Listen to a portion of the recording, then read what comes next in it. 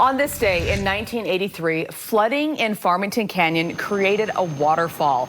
Chopper 5 capturing the effects of one of our most notable winters to date. In Salt Lake City, a river flowed down State Street. You can see Temple Square there in the background. People wading across before a bridge eventually went up over that flooded street. Well, the road looking more like a river with sandbags guiding its path. Yeah, it's a day many who lived through will never forget. News specialist Shelby Lofton met a historian today with a unique collection of artifacts from the floods of 1983. Shelby? Mike and Debbie, this museum curator describes himself as a collector of strange history, and his collection of souvenir items isn't one you see every day, but he says that they show just how much history can really repeat itself.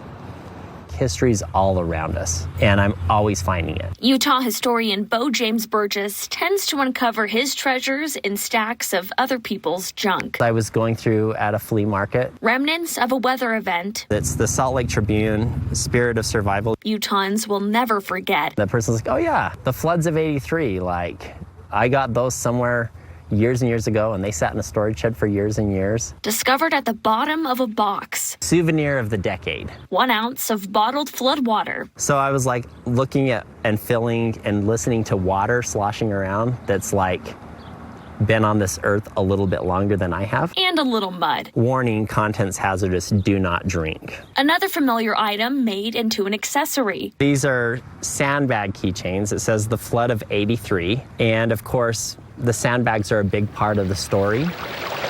As soon as the water started to flow down State Street, it was instantaneous. The bridges weren't there, and then they were there. It was kind of amazing. Patrick Thomas lived through the floods of '83. If I remember correctly, it went all the way to the ballpark. And walked through the waters. I would guess a little below my knee. His commute to and from the office. This is cool. I'm crossing a bridge to go to lunch. Commemorated with artifacts his 39-year-old friend collects. Again, it's one thing to experience history yourself from your perspective, but if you weren't there or you have a different perspective of history, it's completely before your time, then you rely on things like this. Burgess's collection turns 40 years old today. Almost like a time capsule. Evidence and accounts of what happened. So it's kind of one of those stories like, is this a big fish story or not? That we learn from decades later. I hope it doesn't happen again.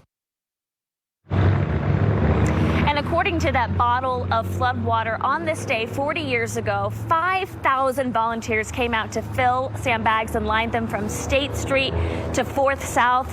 The label on that bottle also says that 50% of the proceeds from every purchased bottle went toward flood victims. So there's a look back at some history today. I like it. Okay, Shelby Lofton reporting live for us. Thanks, Shelby.